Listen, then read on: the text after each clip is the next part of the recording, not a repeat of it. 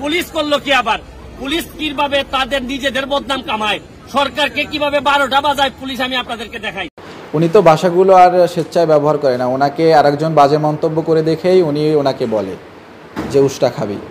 As like Facebook লাইভে এসে অশ্লীলতা করতেন সানভিজ ভাই তনি, তিনি কি এমনি এমনি অশ্লীলতা করতেন? কি বলছেন তার ম্যানেজার? দর্শক শ্রোতা, এদিকে ব্যারিস্টার সাইদুল হক সুমন তিনি এবার পুলিশকে নিয়ে একটা ভয়ঙ্কর তথ্য দিলেন। পুলিশ সাধারণ জনগণের জায়গা দখল করতেছে এবং এই পুলিশ সরকারের কিভাবে ক্ষতি করছে সেটা তিনি চোখে আঙ্গুল দিয়ে দেখালেন। এইখানে এই স্ক্রিনে আপনারা সেই ভিডিওগুলো দেখতে পাবেন। আমি আশা করছি পুরো ভিডিও জুড়ে আমাদের সাথে থাকবেন। আর একটা ছোট রিকোয়েস্ট থাকবে, আমাদের চ্যানেলের নতুন হয়ে থাকলে চ্যানেলটি সাবস্ক্রাইব করে রাখবেন। আপনাদের 2টা ভিডিও দেখাবো, চলেন সেখানে কি বলছে তারা দেখে আসি। পুলিশ করলো কি আবার? পুলিশ কিভাবে তাদের নিজেদের বদনাম কামায়, সরকারকে কিভাবে 12টা বাজায় পুলিশ, আমি আপনাদেরকে দেখাই। শুরু করিতেছি মহান আল্লাহর নামে, যিনি পরম করুণাময় এবং অত্যন্ত দয়ালু। এই সেই মাঠ যেটা মাননীয় স্বরাষ্ট্রমন্ত্রী তার নিজের এলাকার মধ্যে এই মাঠটা দখল করে এখানে একটা পুলিশ স্টেশন হবে। পুলিশকে বরাদ্দ দিয়েছেন যতটুকু জানছি যে সিটি কর্পোরেশন। এই মাঠ বরাদ্দ নিয়েই আপনারা জানেন যে স্থানীয় লোকজন আন্দোলন করছিলেন, এই জন্য একজন মা এবং তার ছেলেকে পুলিশ ধরে নিয়ে যায়। ধরে নিয়ে গিয়ে কালকে রাতেই উনারা ছেড়ে দিচ্ছেন। কিন্তু যে কথাটা আপনাদেরকে বলতে চাই, আমি এর আগে আপনাদেরকে একটা জিনিস দেখাইতে চাই। এই মাঠটার চারদিকে আপনারা একটা দেখেন, 1 ইঞ্চি মাটি নাই এই মাঠের চারদিকে, শুধু বিল্ডিং আর বিল্ডিং। দেখেন, আপনি একটু ঘুরে ঘুরে দেখেন, এই যে বড় বড় বিল্ডিং, এগুলো হচ্ছে গিয়ে সব হচ্ছে গিয়ে এই মাঠের চারদিকে। এই মাঠটা ছাড়া এই এলাকার মানুষের আর বেঁচে থাকার খালি জায়গা বলতে আর কিচ্ছু নাই। আমি প্রথমেই পুলিশরে এই যে জনগণের মুখোমুখি করার জন্য আমি মনে করতেছি এই জায়গাটা প্রথমে যারা পুলিশে বরাদ্দ দিচ্ছেন তাদেরকে দায়ী করতেছি যে কোন বিবেচনায় আপনারা পুলিশে এই জিনিসটা বরাদ্দ দিতে পারেন। এটা আমার প্রথম প্রশ্ন।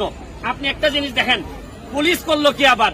পুলিশ কিভাবে তাদের নিজেদের বদনাম কামায়, সরকারকে কিভাবে 12টা বাজায় পুলিশ, আমি আপনাদেরকে দেখাই। একটা বাচ্চারে ধরে নিয়ে গেলেন আপনারা এখান থেকে, ধরে নিয়ে এই 13-14 বছরের বাচ্চারে আপনারা শিকের ভিতর 14 শিকের ভিতর আপনারা ঢুকাই রাখলেন। তার বিরুদ্ধে কোনো ওয়ারেন্ট নাই, তার বিরুদ্ধে কিছু নাই।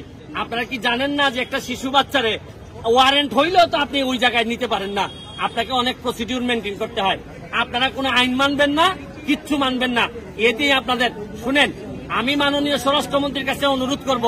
আশ্চর্য বিষয় মাননীয় স্বরাষ্ট্রমন্ত্রী, আপনি আজকে দেখলাম মিডিয়াতে যে আপনি নাকি বলছেন যে একটা সিদ্ধান্ত পুলিশের জায়গা রিপ্লেস করার পর কাজ হবে, অথচ আপনার কথা না শুনে এরা দেখেন এই যে টানা কাজ করে যাচ্ছে। এই যে দেখেন, এই যে দেখেন, এরা এই যে কাজ করে যাচ্ছে। মানে হচ্ছে গিয়ে একদিকে আপনি কথা বলতেছেন কাজ একটা আলোচনা করে সিদ্ধান্ত হবে, অথচ এরা যে যার মতো করে কাজ করে যাচ্ছে। আর প্রতিটা মানুষ এই জায়গায় আসলে থ্রেট দিতেছে।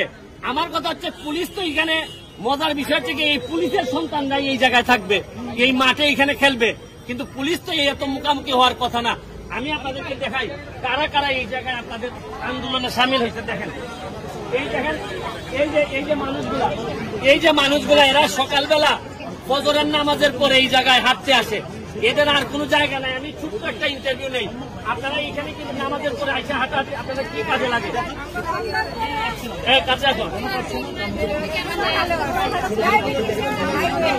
ডায়াবেটিক্স হাই হয়ে গেছে, আপনারা এই জায়গাটা ব্যবহার করেন।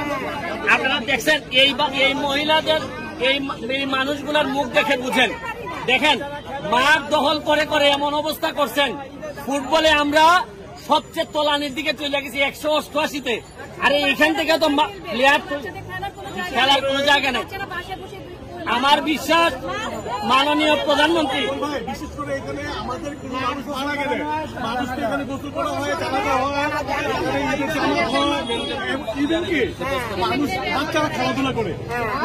কিছুদিন আগে জন্মদিনে পালন করা হয়েছে, জন্মদিনে মাননীয় মেয়রের জন্মদিনে পালন করা হয়েছে। আপনারা দেখেন, আমার কথা হচ্ছে যে মাননীয় প্রধানমন্ত্রীর কাছে আমার অনুরোধ, স্বরাষ্ট্রমন্ত্রীর কথাও এরা এখন শুনে না। আমি জানি না যে এরা শুনে না নাকি উনি চান না যে এরা ওনার কথা শুনুক। শুনেন, সবকিছুর একটা পাপের একটা সীমা আছে, সীমা লঙ্ঘন করা উচিত হবে না। আর মনে রাখবেন যে জননেত্রী শেখ হাসিনা নিজের পার্টি অফিস পর্যন্ত ভেঙে দিচ্ছেন, যাতে পার্কিং এর জায়গা ছিল না। আর আপনারা এই তার নাম ব্যবহার করে মানুষের জায়গা দখল করতেছেন। শুনেন, সব দোষ সরকারের যাচ্ছে। সরকারকে 12টা বাজানোর জন্য আপনারা 2-4 জন পুলিশ অফিসারই যথেষ্ট। আমি মাননীয় আইজিপি বরাবরে বলবো যে আপনার তো সিভিক সেন্স অনেক স্ট্রং, আমি আপনারা চিনি। আপনি আপনার পুলিশ যারা এই ধরনের কাজ করে তাদেরকে কন্ট্রোল করেন, নাইলে কিন্তু অনেক বেশি দেরি হয়ে যাবে। এত মানুষের দীর্ঘ নিঃশ্বাস নেওয়া আপনারা কোনোদিন সফল হইতে পারবেন না। তাই আমার অনুরোধ যে আল্লাহর হস্তে এই ততুলতলার মাঠটারে আপনারা মুক্তি দেন। আপনাদের তো দখল করার আরো বহু জায়গা আছে, টাকা পয়সা ইনকাম করার বহু জায়গা আছে। আপনারা চাইলে তো একটা বিল্ডিং একোয়ারও করতে পারেন, কোনো অসুবিধা নাই। মানুষের এই এলাকার মানুষের ফুসফুস যেটা, এইটারে নষ্ট করার দরকার আছে বলে মনে হয় না। করোনা তো অনেক মানুষের ফুসফুস খাইয়া গেছে, এবার আপনারা নতুন করে এই এলাকার ফুসফুস খাইয়া যান না। এই বলে আজকের মতো বিদায় নিচ্ছি। উনি তো ভাষাগুলো আর স্বেচ্ছায় ব্যবহার করে না, ওনাকে আরেকজন বাজে মন্তব্য করে দেখেই উনি ওনাকে বলে যে উষ্টা খাবি। অ্যাজ লাইক উনি এটা কিন্তু বেশি ব্যবহার করে, যে যেহেতু বাজে কমেন্ট করে ওকে বলে যে তুই উষ্টা খা। টয়লেটগুলোতে সবচেয়ে বেশি যে বড় অভিযোগ সেটি হলো যে অশ্রাব্য ভাষায় কথাবার্তা বলে শরীর দেখিয়ে আসলে জমিয়ে পরে প্রোডাক্ট বিক্রি করা হয়। এই বিষয়টা আপনি কিভাবে? আসলে দেখুন, আমি তো ম্যাডামকে অনেক কাছ থেকে চিনি, আপনি লাইভ দেখলে হয়তো খেয়াল করবেন ওনাকে যারা অশ্লীল কমেন্টস করে, বাজে মন্তব্য করে, ওনার হাজব্যান্ডকে আমার স্যারকে নিয়ে যে কথা বলে, উনি ওই কমেন্টসগুলো রিপ্লাই দেয়। এই ভাবে কিন্তু উনি লাইভে এসে কখনো কোনো গালাগালি করে না, এবং উনি মানুষটার সাথে মিশলে আপনারা আসলে বুঝতে পারবেন উনি যথেষ্ট ভালো মানুষ। মানে বিশ্ব হবে তাহলে সবাইকে একে দিয়ে আপনাকে তো আর একটা মানুষ শুধু শুধু গালাগালি করবে না বা করবে না। অবশ্যই আপনি কোনো নেগেটিভ যখন তাকে বলবেন তখন সে আপনাকে একটা ফিডব্যাক দিলে হয়তো একটা কথা বলবে। এটাও তো বিজনেসের একটা অংশ, তার এটা আসলে বিজনেসের অংশ না। এটা আসলে না করলে একটা টাইম দেখা যাবে কি জমে না বলতে না, একটা টাইম দেখা যাবে যে এটা সবাই কমপ্লেন করতেছে, এটা সে নিতে পারবে না, এটা প্রতিবাদ করতে হবে। আবার সে একজন প্রতিবাদী নারী, প্রতিবাদ তো সে অন্যভাবে করে, সে লাইভে করে প্রতিবাদ। হ্যাঁ, তো এটা কি একটা পলিসি না আপনাদের বিজনেসের? এটা আমাদের বিজনেসের পলি না, তাকে লাইভে কমপ্লেন করছে। ইভেন আপনারা জানেন যে আমাদের যেই ধরনের বুলিংয়ের শিকার হচ্ছে বা হচ্ছে, আমরা অলরেডি আমাদের বনানী থানা জিডি আমাদের চলমান আছে, আমরা আবার সাইবার ক্রাইমেরও আমরা আশ্রয় নিয়েছি, আমরা ও কাজগুলো আমাদের চলমান আছে। অনলাইনে অশ্লীলতা করবেন, আবার কেউ কমেন্টস করলে আপনি অনলাইনে অশ্লীলতা বলতে আপনি কি বোঝাচ্ছেন? যে ভাষাগুলো তিনি ব্যবহার করেন আসলে গ্রহণযোগ্য ভাষা কিনা? অনলাইনে ভাষাকে আপনি অশ্লীলতা বললেন কিভাবে? আমি তো আসলে উনি যে ভাষাগুলো ব্যবহার করেন, উনি তো ভাষাগুলো আর স্বেচ্ছায় ব্যবহার করে না, ওনাকে আরেকজন বাজে মন্তব্য করে দেখেই উনি ওনাকে বলে যে উষ্টা খাবি। অ্যাজ লাইক উনি এটা কিন্তু বেশি ব্যবহার করে, যে যেহেতু বাজে কমেন্ট করে ওকে বলে যে তুই উষ্টা খা।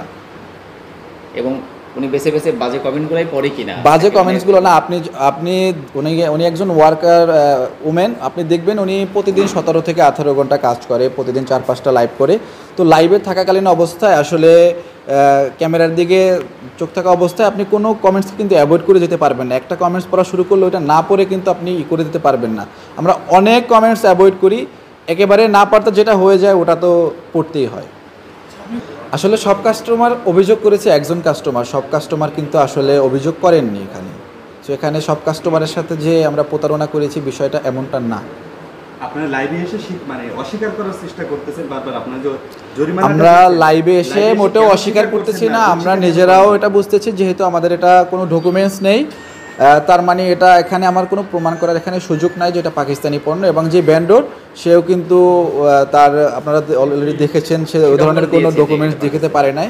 সো আমিও কোনো না কোনোভাবে কারো না কারোর মাধ্যমে প্রতারিত হয়েছি, যার মাধ্যমে কাস্টমার আমার থেকে আসলে প্রতারিত হয়েছে, যে আমরা যে ভেন্ডরের মাধ্যমে কিনেছি আমরাও হয়তো প্রতারিত হয়েছি। ওইটা আসলে পাকিস্তানি পণ্য না, যেহেতু আমাদের কাছে এখন এই মুহূর্তে কোনো ডকুমেন্টস নাই ওই পণ্য সম্পর্কে, ওইটা পাকিস্তানি পণ্য, কিন্তু আমাদের কাছে কোনো ডকুমেন্টস দেখাতে পারতেছি না। সো ভোক্তা অধিকার এটা প্রমাণ করেছে যে এটা আসলে পাকিস্তানি পণ্য না, এবং ওই অনুসারে আসলে তারা আমাদেরকে যে জরিমানা করেছে আমরা সেটা মেনে নিয়েছি। অভিযোগকারীরা আপনারা দেখেছেন ভোক্তা অধিকারে কিন্তু অভিযোগকারী প্লাস এখানে যে ডিজি স্যার আছে, এরপরে জব্বার স্যার আছে, তারা একটা কিন্তু সাক্ষাৎকার নিয়েছে, ওরা সাক্ষাৎকারটা হয়তো দেখেছে। সাক্ষাৎকারের পরে আমরা লিফট থেকে যখন নেমেছি তখনই উনি বলেছে যে যেহেতু আপনার বড় একটা ক্ষতি হয়েছে আমরা তিনি কিন্তু আসলে এমনি এমনি বকাঝকা করেন না, তিনি আসলে কারণেই বকাঝকা করেন। তবে তিনি যে একদম সাধু সেটাও আমরা বলছি না, তিনি অনেক পোশাক আশাক বাজে পোশাক আশাক পরেও কিন্তু লাইভে আসেন, সেটা কিন্তু খুব ভালো দেখা যায় না। সো অবশ্যই এই সম্পর্কে আপনাদের মতামত দিবেন।